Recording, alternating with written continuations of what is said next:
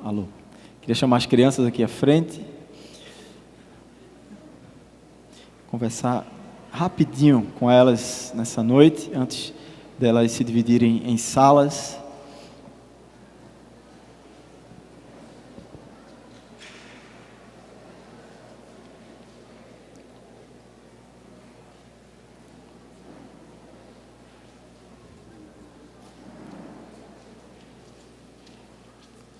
Hoje a gente tem bastante criança.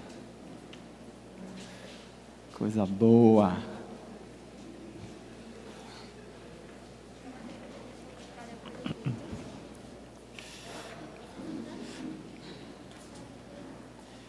Tem gente vindo ainda.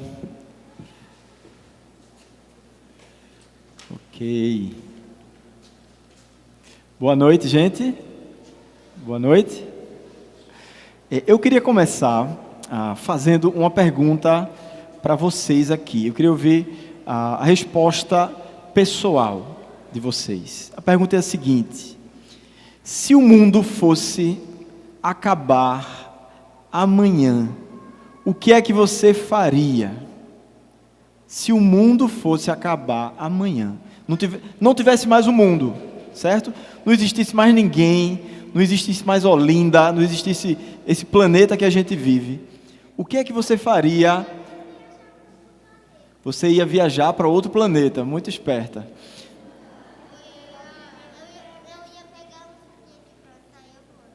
Você ia pegar um foguete para sair voando, não sabe para onde, né?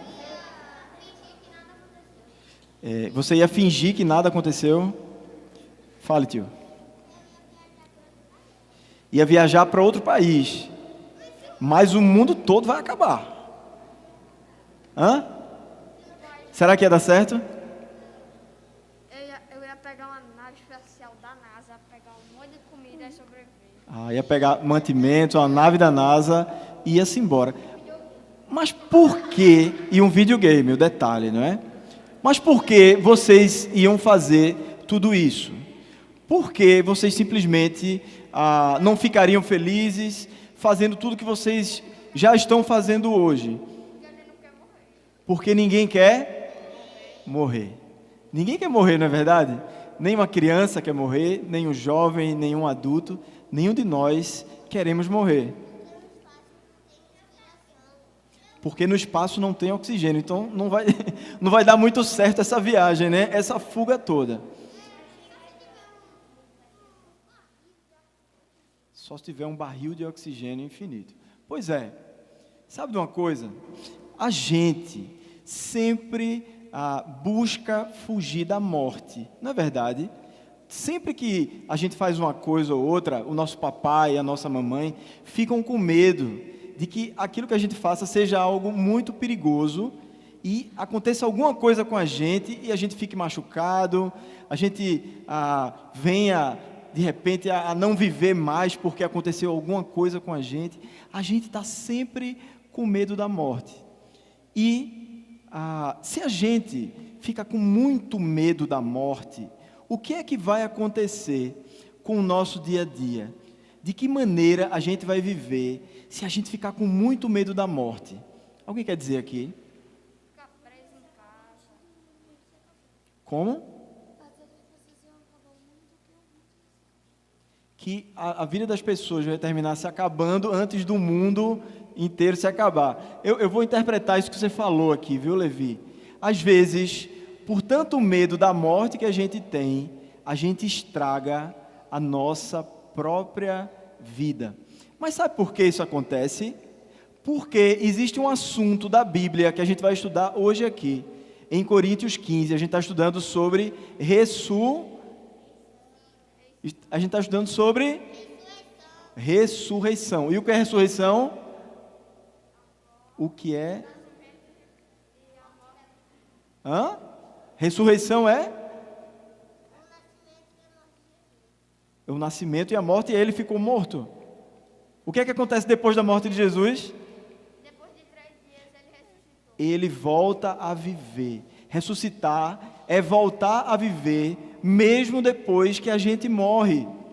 A gente é tão preocupado assim com a vida, a gente tem tanto medo de morrer, muitas vezes porque a gente não acredita na ressurreição.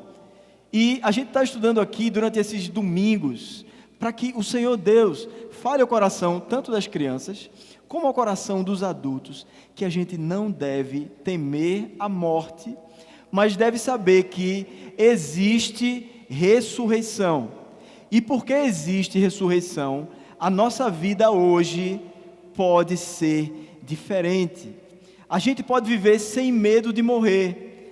A gente pode viver sem estar tão ansioso assim, sem estar tão preocupado, sem estar querendo ganhar tudo nessa vida, fazendo essa vida valer a pena, porque a gente sabe que mesmo que a gente morra, quando Jesus Cristo voltar, nós ressuscitaremos e viveremos igual a Ele, com um novo corpo, um corpo glorificado para todo sempre. Aí eu quero terminar perguntando para você: você quer ter um corpo que nunca vai morrer?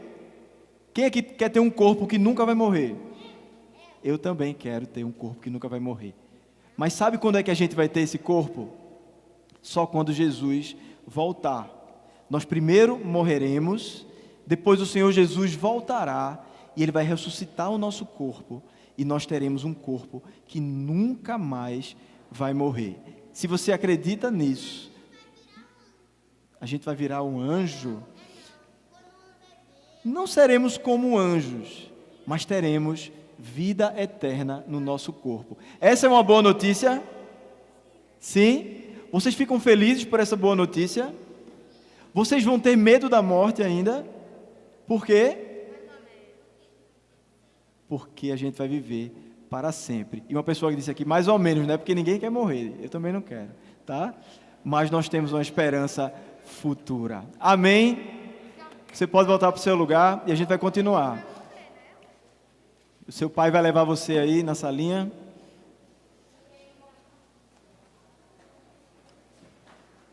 As crianças até 9 anos de idade, não é isso? Ah, tirou o microfone, vai ser esse mesmo? Ok.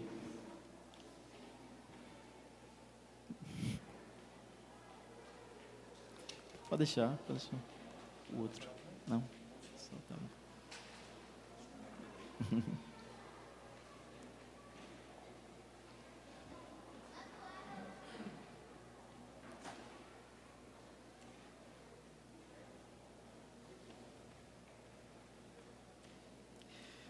Se o mundo acabasse amanhã,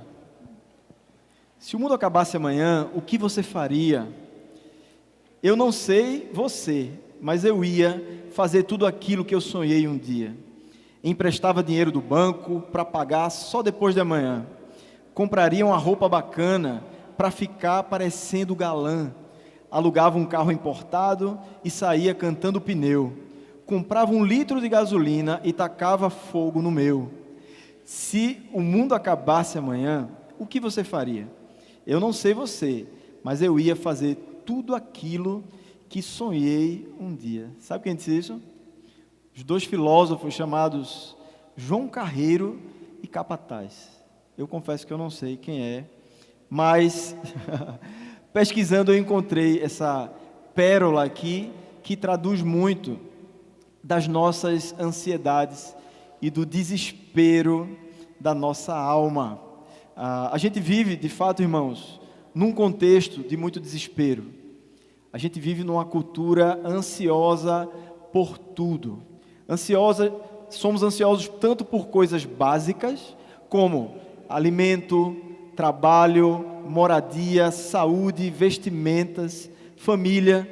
Tudo isso assalta o nosso coração, não é? Nós sonhamos em ter, a ter de qualidade todas essas coisas aqui.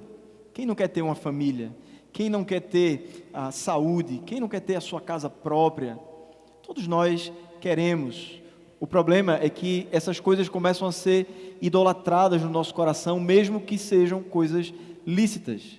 Mas nós também somos ansiosos por algumas coisas mais ousadas, digamos assim.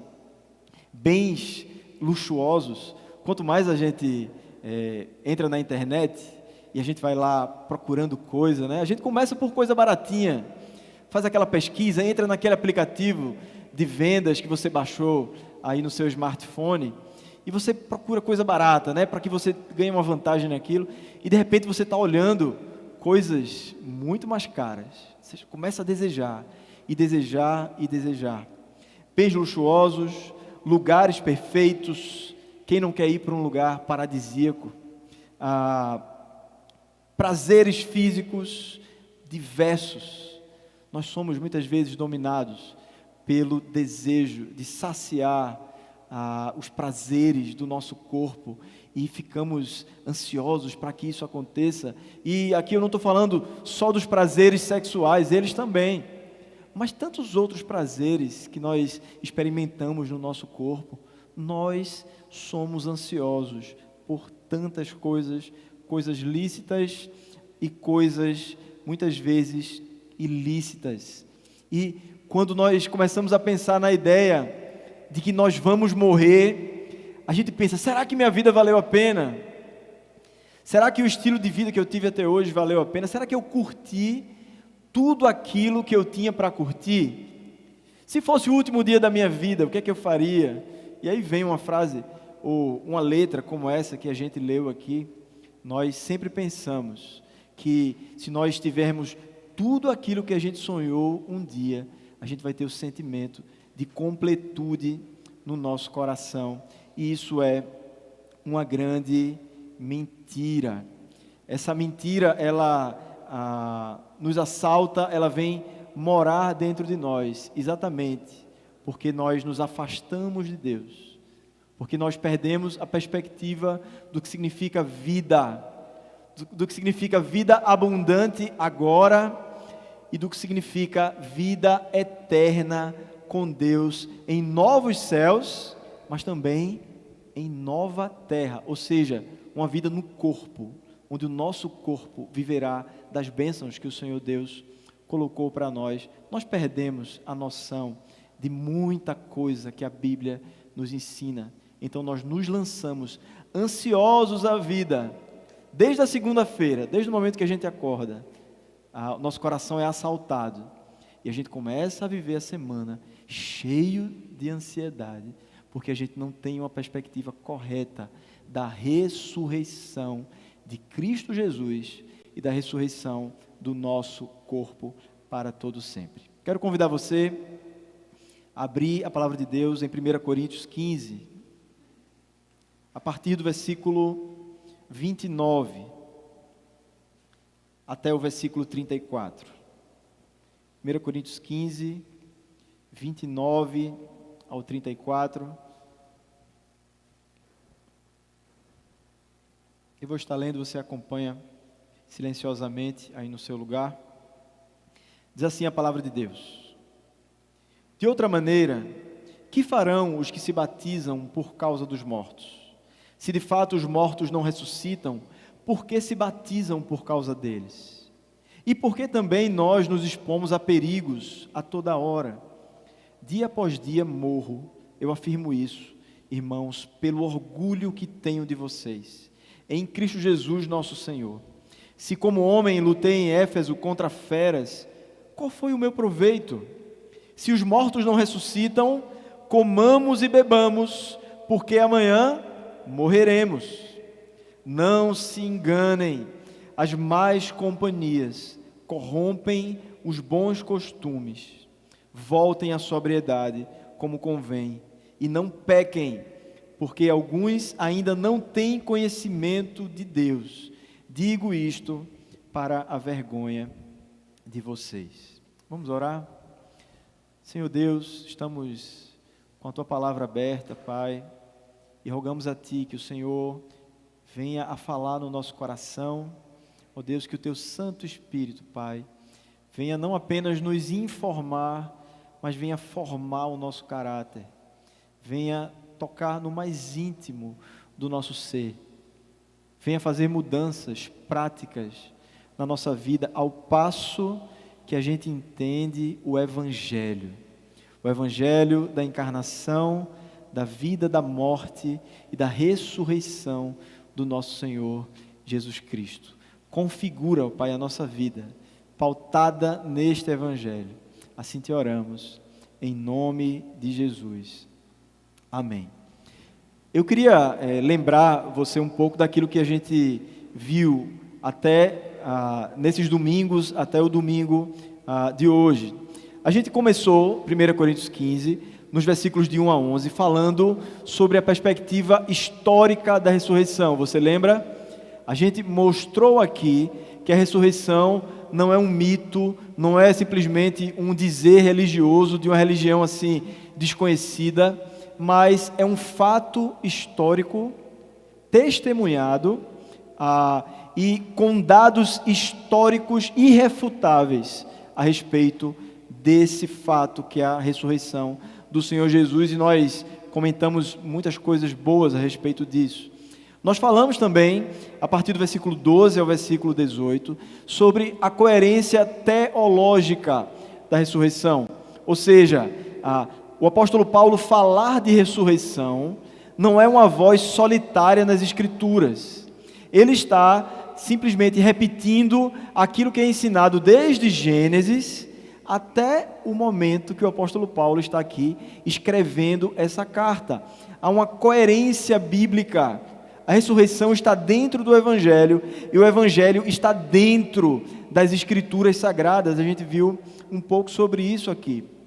A gente também viu dos versículos 19 ao 28 a afirmação da ressurreição dos seguidores de Jesus. Nós aprendemos que todo aquele que segue a Jesus Cristo também ressuscitará, assim como Jesus ressuscitou. Nós estamos nesse mundo aguardando a ressurreição do nosso corpo. E essa verdade ela foi comprovada aqui biblicamente na pregação do domingo anterior.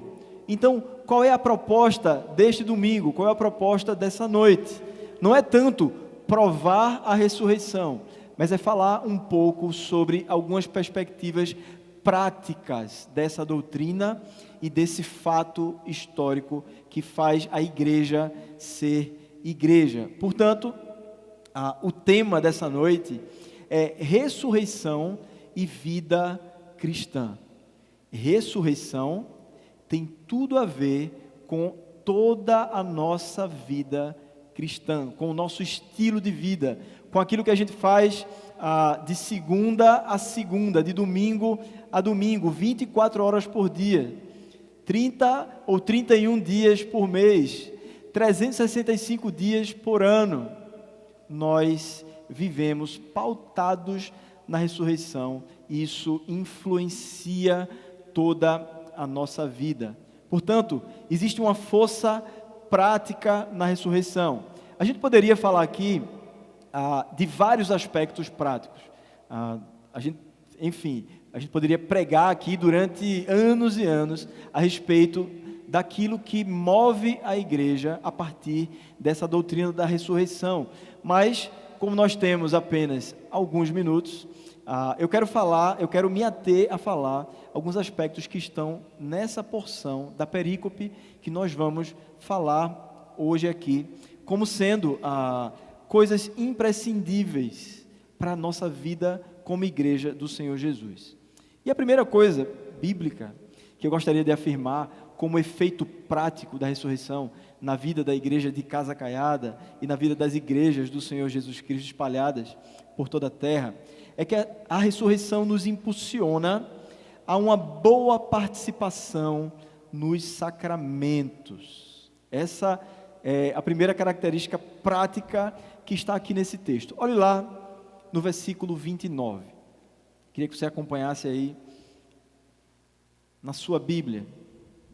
Diz assim a palavra: de outra maneira, que farão os que se batizam por causa dos mortos? Se de fato os mortos não ressuscitam, por que se batizam por causa deles? E aí? Você se sente confuso lendo esse versículo? Você já passou por essa parte da Bíblia? Você não deu uma travada depois que leu esse versículo? Como assim? Por que é que Paulo está dizendo aqui? Pessoas que se batizaram por causa dos mortos. Pastor, que nova doutrina é essa? Quer dizer que eu posso me batizar em nome de alguém que já morreu, em nome, com a procuração de uma outra pessoa? Será que é isso que o apóstolo está querendo dizer aqui? Meus irmãos, existem duas possibilidades de interpretação aqui corretas a respeito do que Paulo está dizendo aqui, como por causa dos mortos, como sendo um batismo por causa dos mortos. A primeira possibilidade de por causa, que é a palavra ipé no grego, é por causa do testemunho de crentes que morreram. E a gente pode lembrar aqui também de crentes que morreram martirizados em nome de Cristo. Então, algumas pessoas estavam tendo a sua vida impactadas pelo Senhor, pelo Evangelho do Senhor Jesus Cristo, olhando para o testemunho de pessoas que eram crentes, que tinham uma vida que espelhava o Evangelho do Senhor Jesus Cristo, pessoas que provavelmente poderiam ter ouvido do Evangelho por boca dessas pessoas aqui que já haviam morrido. Isso impactava a vida daquelas pessoas, e aquelas pessoas recebem a fé verdadeira no Evangelho do Senhor Jesus Cristo, fé na sua morte e na sua ressurreição. E olhando para a vida daqueles homens e mulheres que haviam morrido, eles se batizaram. Eles decidiram entregar a vida ao Senhor Jesus Cristo e receber o sacramento do batismo para ingressar na vida do corpo de Cristo. Uma outra interpretação bem parecida com essa é que esse batismo por causa dos mortos e não pelos mortos, ele se refere a uma promessa legítima feita no leito de morte de um crente, provavelmente um ente querido. Perdão, irmãos. Pense comigo, de repente, um familiar seu, por exemplo, eu tinha uma avó que ela foi de uma grande influência na minha vida. Quando eu estava, como a gente diz, no mundo, vivendo aquilo que o mundo nos oferece, aquilo que o meu coração me oferecia, minha avó era aquela voz que me chateava, porque ela só me falava a verdade. E eu ficava com raiva porque eu não queria ouvir a verdade sobre tudo aquilo que eu estava vivendo. E sempre que ela me encontrava, ela dizia, e ela não tinha rodeio, sabe? Ela era aquela senhora que era líder da igreja batista ali de Campo Grande, antes disso da igreja batista da Conde da Boa Vista. E ali ela tinha uma vivência de igreja muito forte, e ela não tinha rodeio nenhum com a gente. Ela botava o dedo na ferida e ainda catucava, como a gente costuma falar aqui no Nordeste. E a gente ficava um pouquinho chateado com aquilo. Mas sabe de uma coisa? O testemunho da minha avó fez toda a diferença na minha vida, na vida de tantas pessoas da minha família. Ela era um baluarte no meio de uma família que se degenerava. E muitos hoje servem ao Senhor por causa do testemunho da minha avó. O que poderia estar acontecendo aqui eram pessoas que conviveram com mulheres assim ou com homens assim, e no leito de morte eles podem ter feito uma promessa: eu vou entregar a minha vida ao Deus que você serve, eu vou me batizar, eu vou receber o pacto da graça na minha vida através do sacramento do batismo. Então, se você interpretava esse texto de outra maneira, essa é a melhor interpretação, ou essas duas opções aqui são boas opções de interpretação aqui para esse texto, até porque nós não teríamos nenhum outro texto das Escrituras para interpretar uma doutrina de batismo por causa ou pelos mortos. Não há confirmação doutrinária em nenhum outro lugar da Bíblia, e a gente tem aprendido aqui nas quartas-feiras, na nossa aula de interpretação bíblica, que nós não podemos fazer doutrina de um versículo isolado, mas Escritura é confirmada por Escritura. Uma parte de menos compreensão é interpretada por uma parte de maior clareza das Escrituras Sagradas, e é assim que a gente segue interpretando a Bíblia. Parece também, queridos irmãos, que esse fato não era um fato incômodo para o apóstolo Paulo. Você veja como ele fala sobre esse batismo por causa dos mortos com uma certa naturalidade. A viva esperança do encontro com aquelas pessoas que haviam morrido era algo favorável para aqueles crentes. O apóstolo Paulo ele não está questionando, dizendo assim, mas você não deveria querer se batizar por causa da sua avó. Você não deveria estar querendo se batizar por causa de um irmão, de uma testemunha que morreu em honra ao Evangelho. Você tem que se batizar só por causa de Cristo. Não, o apóstolo Paulo não está condenando, ele está simplesmente citando aqui de pessoas que, impactadas por estas vidas, haviam se batizado e recebido ali o sacramento do Senhor Jesus Cristo. O contrário disso, o contrário desse desejo pelo batismo por causa da vida dessas pessoas, seria uma vida desinteressada pelo sacramento, uma vida que não quer saber de participar, por exemplo, aqui da ceia do Senhor, que é um sacramento instituído nas Escrituras Sagradas. Muitas vezes nós estamos assim, não é verdade? Muitas vezes é dia de ceia e nós nem lembramos que é dia de ceia, simplesmente a gente vem aqui e a gente vê que tem coisa aqui na mesa, uma coisa diferente, a gente olha direitinho, eita, hoje é Santa Ceia, e a gente não se prepara para a ceia do Senhor, a gente tem uma certa negligência com os sacramentos, e é muito estranho a gente falar em alguém que crê no Evangelho da ressurreição e não ter o desejo de ser batizado. Nós, quando temos um encontro com Cristo, e percebemos que nós éramos podres em nossos pecados, que nós estávamos mortos, mas que o Espírito Santo veio e nos revivificou, nos ressuscitou.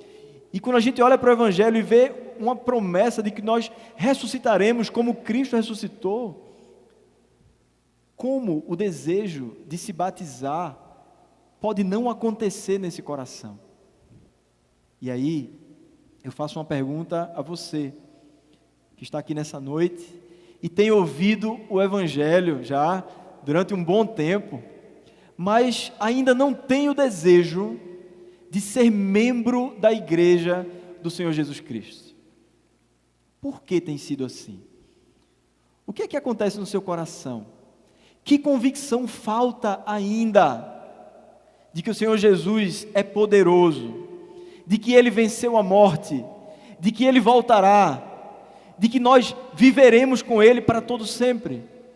Será que é falta de fé na doutrina do Evangelho que tem feito você refugar, que tem feito você ficar temeroso e não desejar receber o sacramento do batismo, não desejar ser parte formal, ser membro da aliança graciosa do Senhor?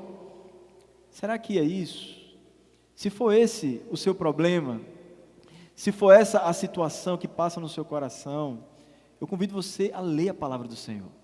Eu convido você a abrir os seus ouvidos para a doutrina do Evangelho, para que você olhando, para que você lendo, para que você conhecendo a exposição do Evangelho em todas as Escrituras, o Espírito Santo alcance o íntimo do seu ser e você esteja seguro que entrar na participação do corpo de Cristo é bênção do Senhor, para que Deus coloque convicção no seu coração através das Escrituras Sagradas e você venha participar do sacramento. Então, a primeira característica prática do nosso texto aqui é que nós admiramos, que nós desejamos os sacramentos, que nós louvamos a Deus pelo batismo que aconteceu em nossa vida, mas nós também queremos que outras pessoas recebam o sacramento.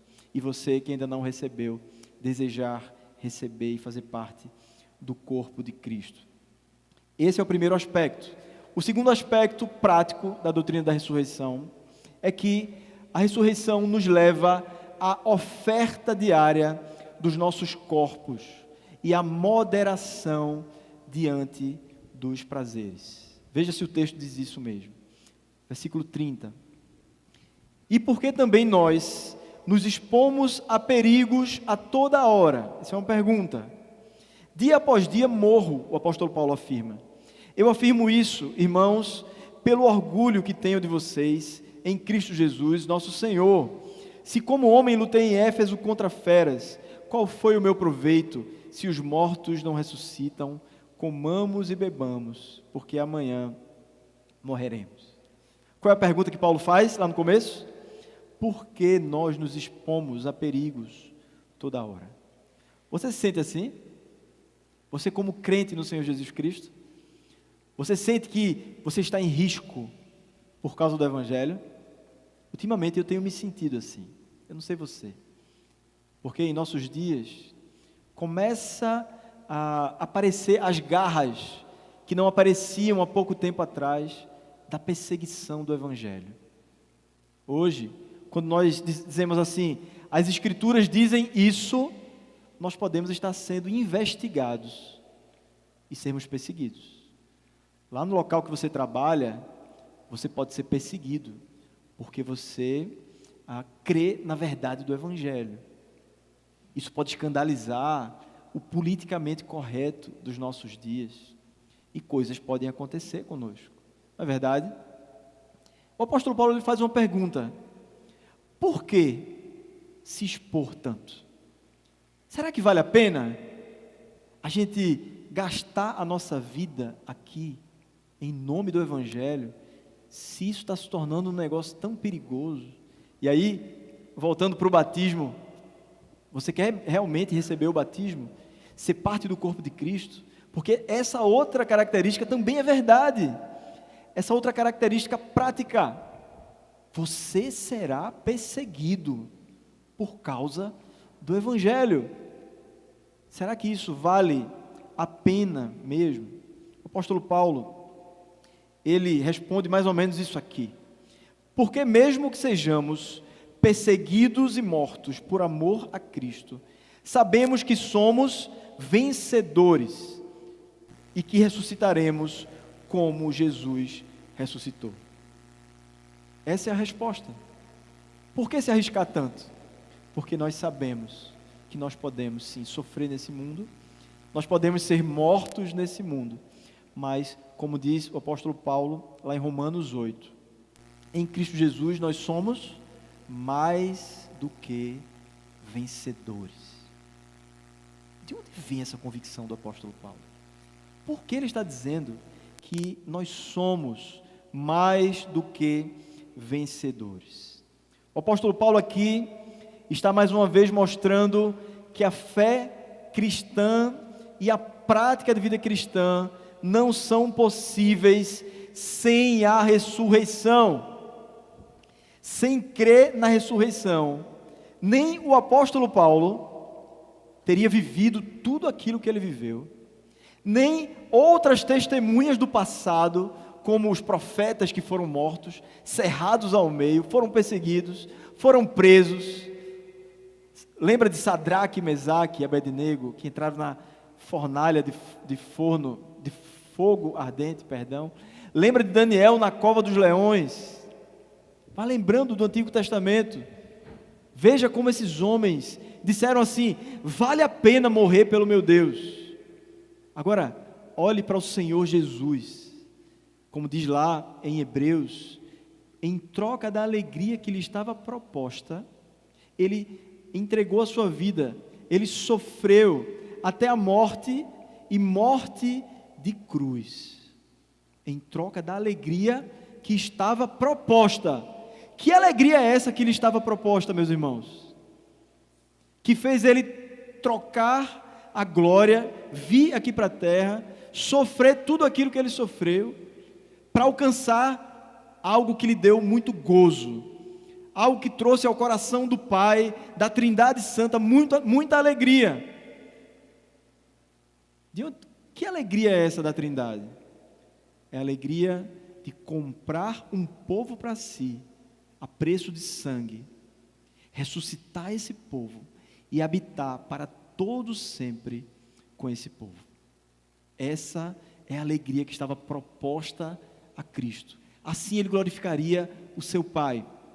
Assim ele traria alegria ao nosso coração. O apóstolo Paulo, ele era movido pela vida eterna. O tempo inteiro, é só você ler as cartas de Paulo. Você vai ver o tempo inteiro que ele está em dúvida se ele quer permanecer nesse mundo evangelizando ou se ele quer ir logo para a glória, para estar com Deus. Ele fica dividido. São essas as palavras do apóstolo Paulo. Mas por quê? Porque ele crê na ressurreição. Ele crê que a ressurreição de Cristo é verdadeira, é literal, é fato. E ele crê que nós ressuscitaremos com Cristo Jesus. Esse é o combustível da vida do apóstolo Paulo. Veja o que ele diz em 2 Coríntios 1, 8 a 10. Porque não queremos, irmãos, que vocês fiquem sem saber que tipo de tribulação nos sobreveio na província da Ásia.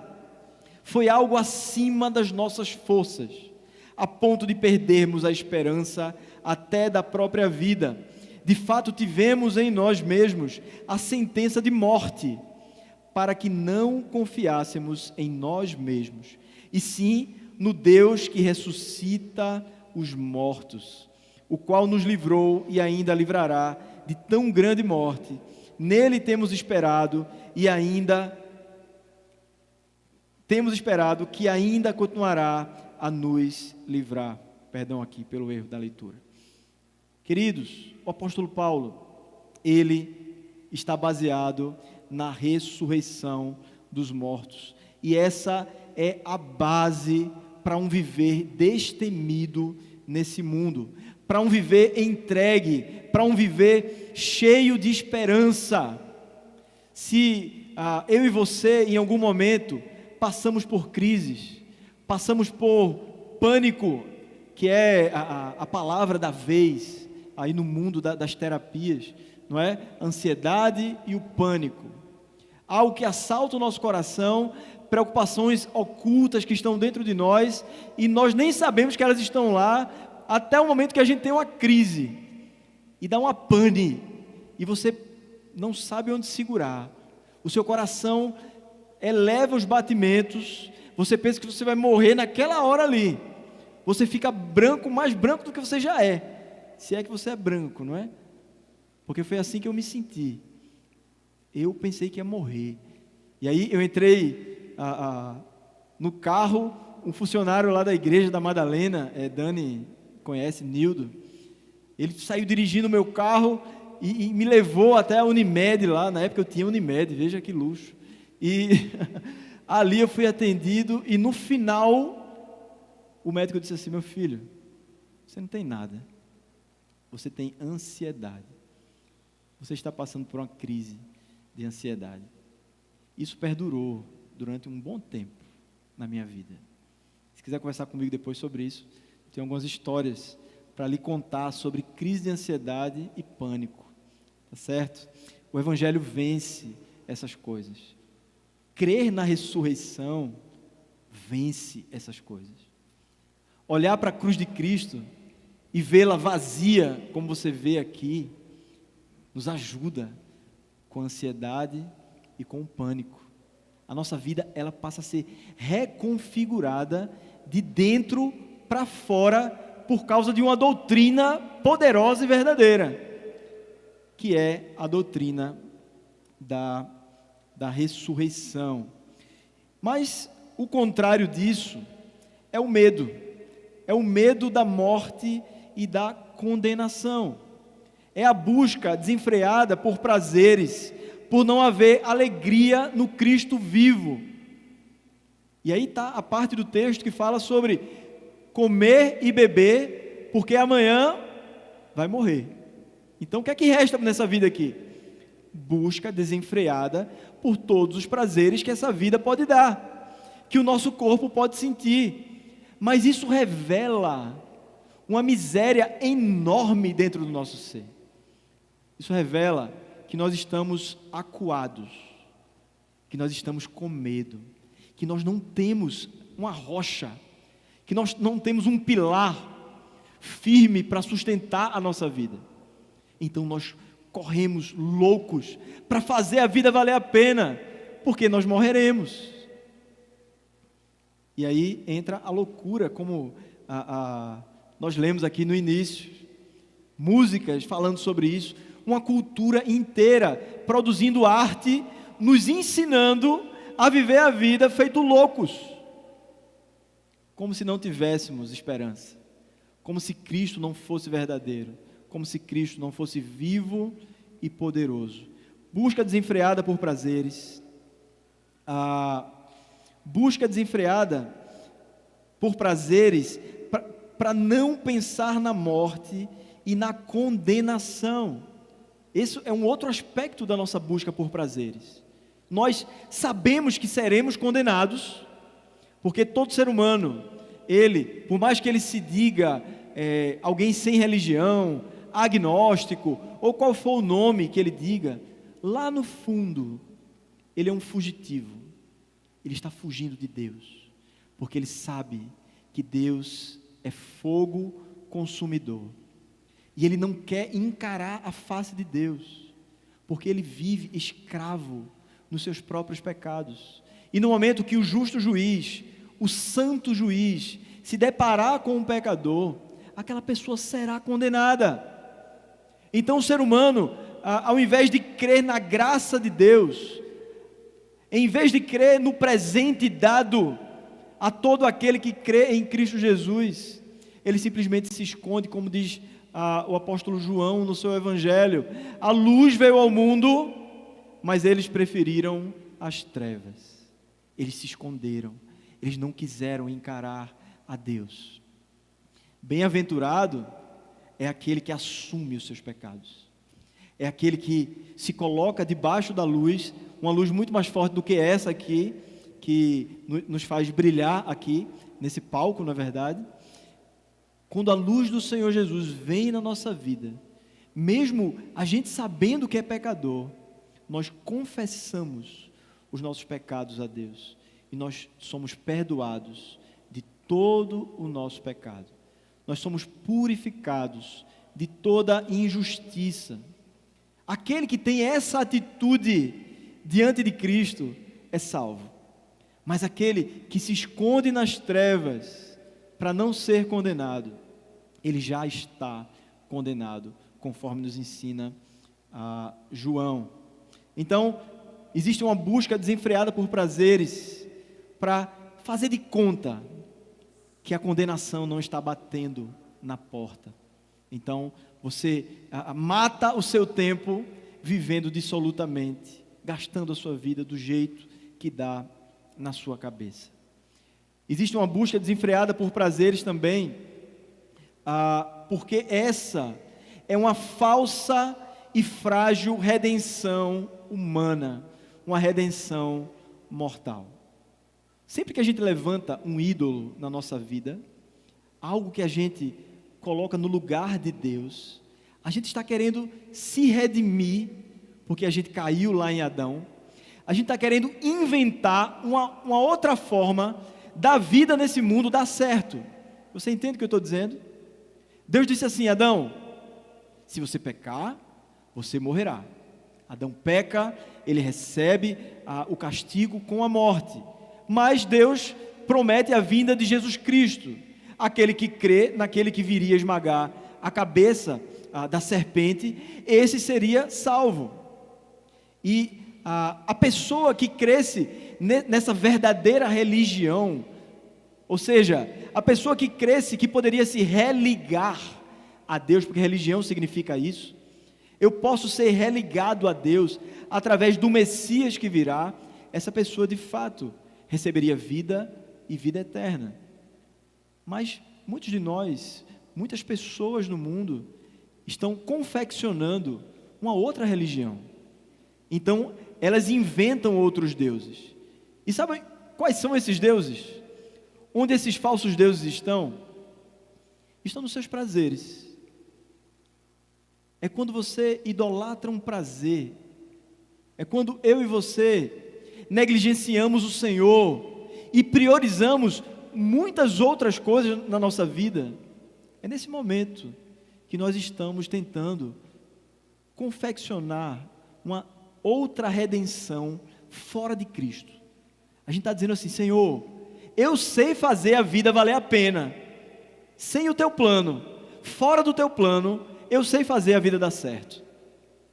A consequência disso é tudo aquilo que a gente já vem falando aqui: é medo, é ansiedade, é desespero, é escravidão.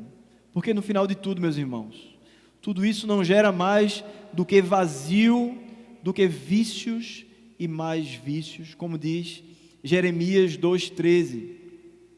Fiquem espantados com isso, ó céus, fiquem horrorizados e cheios de espanto, diz o Senhor, porque o meu povo cometeu 2 males: abandonaram a mim, a fonte de água viva, e cavaram cisternas rachadas, que não retêm as águas. Você faria essa escolha? Imagine que no seu quintal existe uma fonte de água viva, água pura, água que brota ali, ó, que você bota a mão aqui e bebe daquela água, de tão cristalina, e tudo que você faz na sua casa é utilizando aquela água pura, aquela água saborosa. E aí você diz: sabe de uma coisa, eu não quero mais essa fonte aqui não, eu vou me mudar para outro lugar, e lá eu vou fazer um poço, vai dar certo. E aí você se muda para outro lugar, e você começa a cavar ali um poço, e você cava, e finalmente dá um olhinho de água, e ali você começa a fazer um empreendimento, você tenta fazer com que aquela água fique ali, e ela não escorra, não vai embora, mas não tem jeito. Quanto mais você tenta cuidar daquele poço, ou daquela cisterna, parece que aquela cisterna tem em algum lugar rachaduras, e a água não fica ali. Você não consegue desfrutar daquilo que você achou que desfrutaria. Você fez planos baseados naquilo, você se mudou por causa daquilo, você pensou que ia se alimentar usando aquela água, você imaginou que a sua família ia se banhar naquelas águas ali, que você planejou, que você construiu todo aquele esquema para usar aquela água, mas são cisternas rachadas, que não retêm água.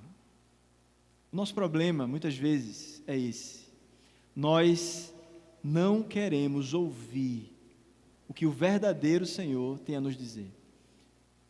E nós, ao invés de vivermos uma vida baseadas na promessa, no aviso que Deus nos dá, como se Deus estivesse dizendo assim: igreja minha, não temam a morte, vivam de forma ousada nesse mundo, abandonem a idolatria dos prazeres, se entreguem a mim, confiem no que eu estou dizendo, eu prometo, eu vou ressuscitar vocês no último dia. A gente dissesse assim: não, Senhor, isso não, eu prefiro construir o meu próprio caminho, eu prefiro fazer o meu próprio plano, eu prefiro cavar o meu próprio poço, construir a minha própria cisterna. A consequência é escassez.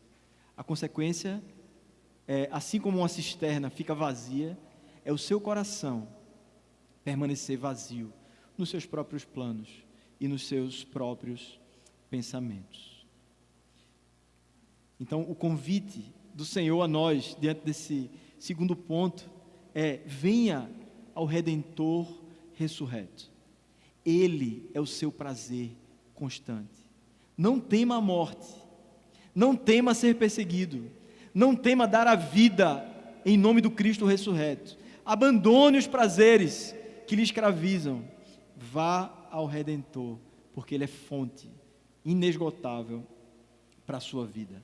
Comamos e bebamos sim, mas para a glória de Deus, pois amanhã nós morreremos, mas nós ressuscitaremos depois da nossa morte e continuaremos a nos banquetear com o nosso Senhor para todo sempre. E em último lugar, irmãos, a ressurreição tem ainda como efeito prático nas nossas vidas nos afastar das amizades entorpecedoras e nos levar a relacionamentos sóbrios. Veja o que diz ainda a palavra de Deus nos versículos 33 e 34. Não se enganem, as más companhias corrompem os bons costumes. Voltem à sobriedade como convém e não pequem, porque alguns ainda não têm o conhecimento de Deus.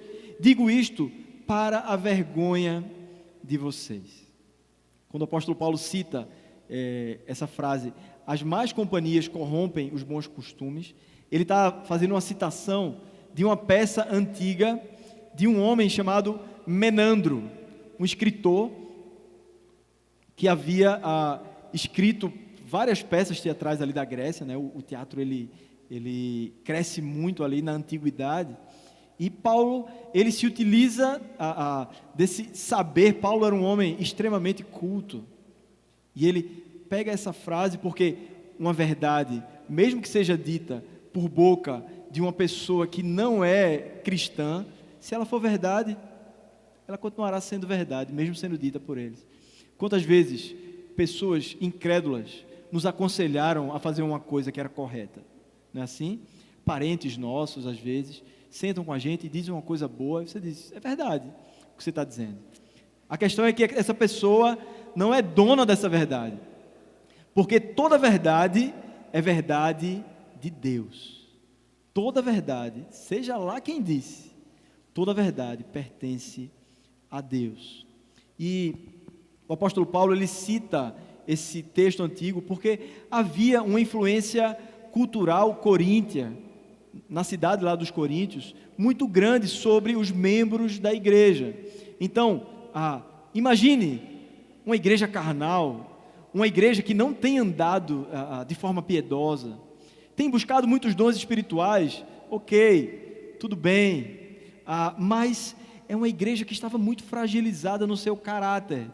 Então, pessoas se juntavam de forma incrédula para falar bobagens. E uma das bobagens que saíam no meio da igreja era de que não existia ressurreição.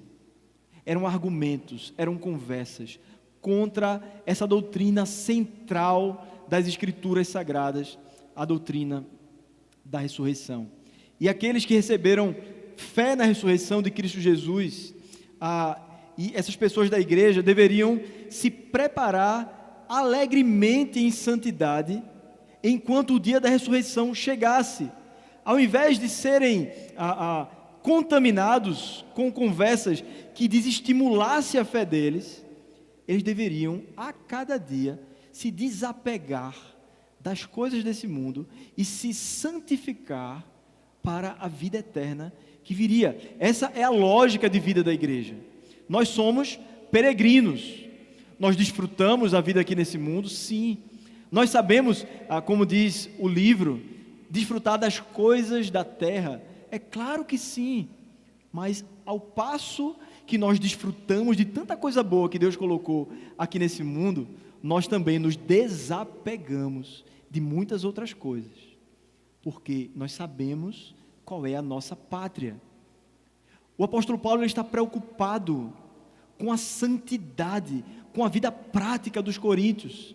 E se você tirasse o pilar da ressurreição, se você derrubasse o pilar da ressurreição, que vida moral restaria naquela igreja? Se os mortos não ressuscitam, comamos e bebamos, que amanhã morreremos. O apóstolo Paulo então aqui está dizendo, olha, uma vida que crê na ressurreição, escolhe bem as amizades que vai ter.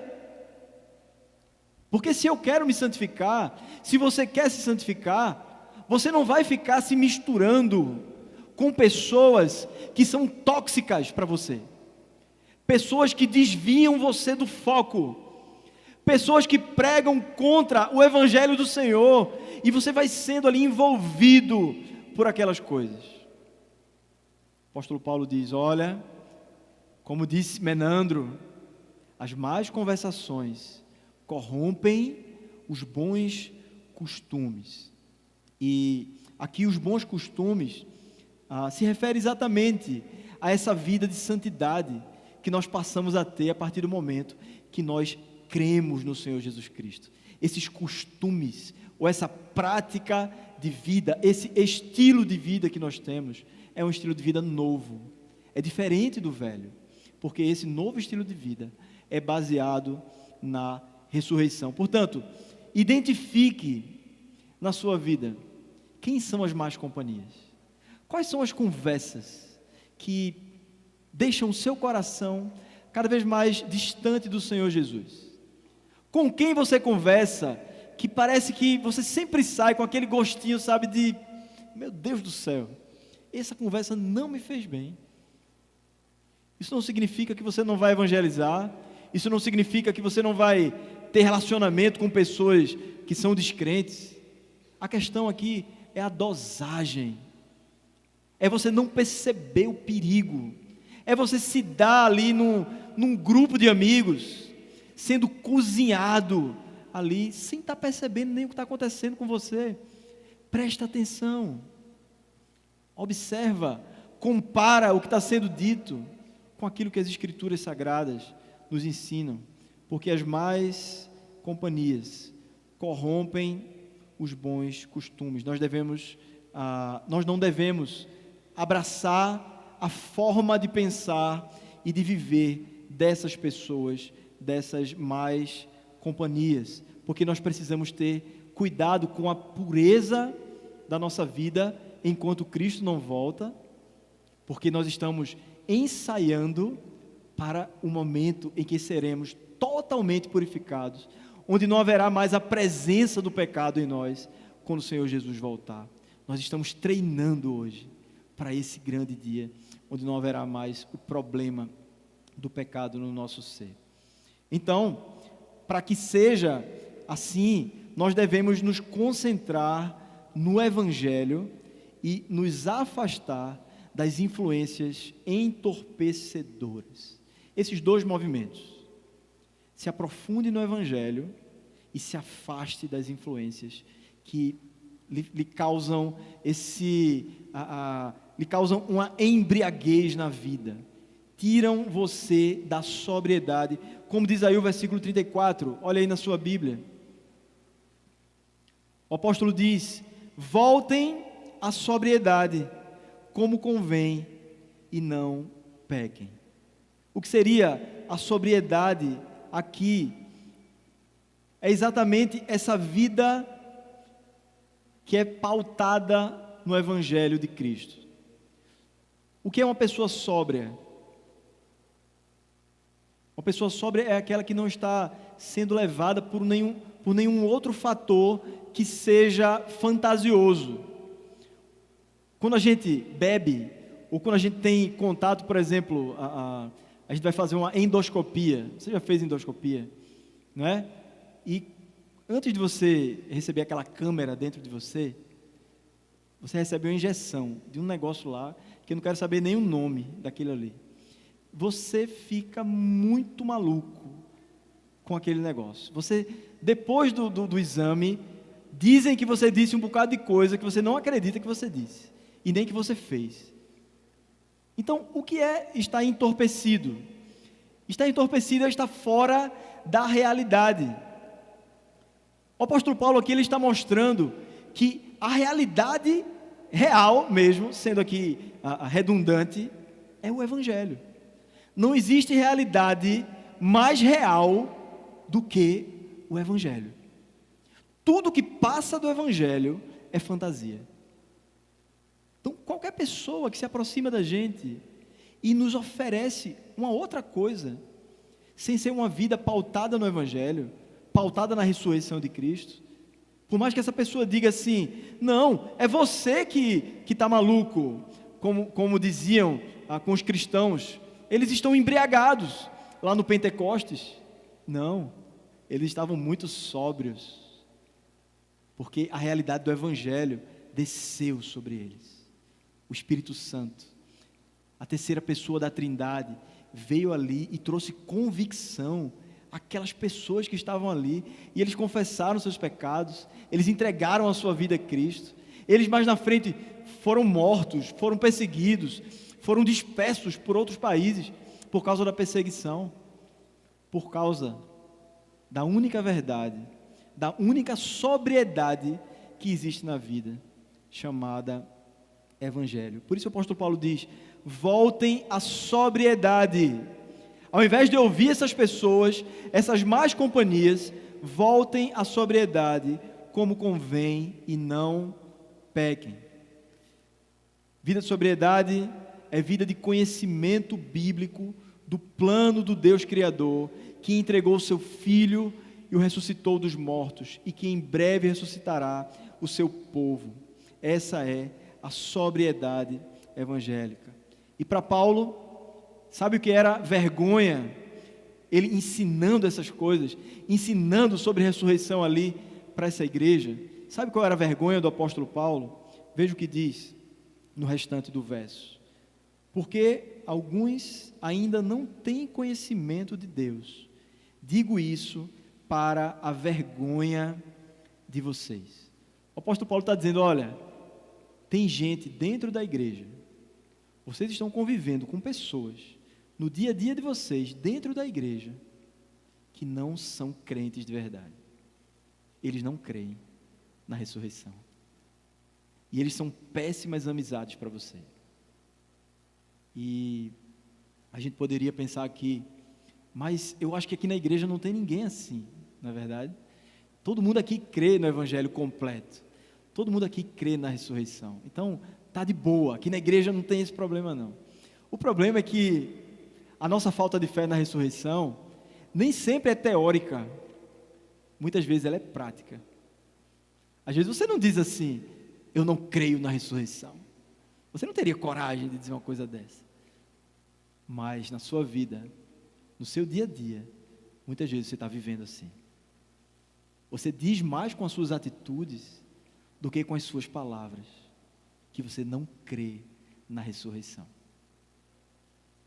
Paulo está dizendo: olha, isso é muito triste. É triste demais perceber igreja não sendo igreja. É contraditório. Não dá para ser igreja. Não dá para viver toda a vida, todo o potencial que uma igreja pode viver se a gente não agarra de fato as doutrinas da Bíblia. Se a gente não olha para a ressurreição e diz assim: é minha, eu viverei assim. Quando a igreja não vive dessa maneira, ela vive de forma carnal, ela tem medo da morte, ela não evangeliza, e tantas outras coisas que a gente poderia aqui citando como vida prática da igreja. O apóstolo Paulo diz que isso é uma grande tristeza. E se nós estamos engajados numa vida de fé no Evangelho do Senhor Jesus Cristo, a gente deve tomar cuidado com pessoas que estão vivendo assim, para que a gente não seja contaminado por essa cosmovisão, por esse estilo de vida íntimo que essas pessoas vivem. E se nós somos essas pessoas, se eu sou essa pessoa, se você é essa pessoa, a palavra de Deus nos convida a nos arrependermos desse pecado. A palavra de Deus nos convida a abrirmos esse livro e lermos mais uma vez. Se você já leu, leia de novo. Leia de novo. Faça essa experiência, meu irmão. Diante daquilo que você já aprendeu, depois da primeira vez que você leu a Bíblia, experimente ler de novo. E perceba tudo aquilo que Deus já foi ensinando para você. Perdão, irmãos. Tudo isso vai ganhar força dentro de você. É lendo a Bíblia, queridos, que as doutrinas começam a saltar das Escrituras e encher o nosso peito de alegria. Mas sem ler a Bíblia, como é que essas doutrinas serão fortalecidas dentro de nós? Como é que a doutrina da ressurreição será forte dentro da minha família, no meu relacionamento com a minha esposa, no meu relacionamento com os meus filhos, nos meus relacionamentos de amizade com os meus irmãos em Cristo na igreja, no meu trabalho? Como é que isso vai ser forte se eu não leio as Escrituras, que é onde Deus alimenta a nossa fé, que é a forma como o Espírito Santo fala ao nosso coração? através das Escrituras Sagradas.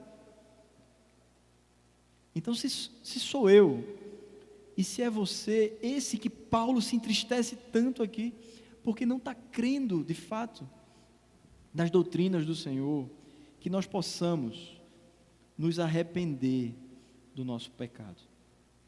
Concluindo, meus irmãos, e aqui é de verdade, viu, pessoal da música, porque a gente diz assim, quando o pastor diz concluindo, espera mais um pouco, porque ainda tem mais umas 3 conclusões aí, mas não é o meu caso, eu realmente estou concluindo aqui. De forma prática, meus irmãos, a gente viu hoje que a ressurreição tem poder prático sobre a nossa vida, que ela nos impulsiona a boa participação nos sacramentos, que ela nos leva à oferta diária dos nossos corpos e à moderação diante dos prazeres, e que ela nos afasta das amizades entorpecedoras e nos leva aos relacionamentos sóbrios. O ponto central daquilo que a gente aprendeu hoje aqui é que só o Evangelho completo de Deus em Cristo é capaz de nos modificar de verdade. Que a ressurreição nos impulsiona a esta vida de esperança e de santidade no mundo. Somente olhando para o Evangelho dessa forma tão completa, que nós temos a nossa vida chacoalhada por Ele. E é somente diante do Evangelho do Senhor Jesus Cristo, crido não somente de forma teórica, mas de coração e de prática. É só diante desse Evangelho que os nossos medos se vão, que a nossa ansiedade pode ir embora, que a nossa vida deixa de ser uma grande loucura de quem tem medo de morrer amanhã, e nós passamos a ser missionários do Senhor no mundo, sem temer a morte, sem temer nada, a não ser o próprio Deus, a quem nós sim devemos temer. Vamos orar, meus irmãos? Senhor Deus, muito obrigado, Pai, pela Tua palavra, por essa porção das Escrituras, que vem ensinar, ó Deus, ao nosso coração, a vivermos uma vida muito mais profunda do que aquela vida que nós mesmos planejamos para nós. Ó Deus, obrigado pelo Evangelho, obrigado pela vinda de Cristo, obrigado porque Ele foi perfeito em nosso lugar, obrigado porque Ele morreu para sofrer a nossa condenação, obrigado porque Ele ressuscitou, mostrando que é poderoso para nos justificar e que é poderoso para nos ressuscitar também no último dia, Senhor Deus. Ensina-nos, Pai, a vivermos nesse mundo de forma mais corajosa. Nos ensina, ó Pai, a aplicar a verdade da ressurreição em cada detalhe do nosso viver. Assim te oramos, te agradecemos por essa noite. Em nome de Jesus, Senhor. Amém.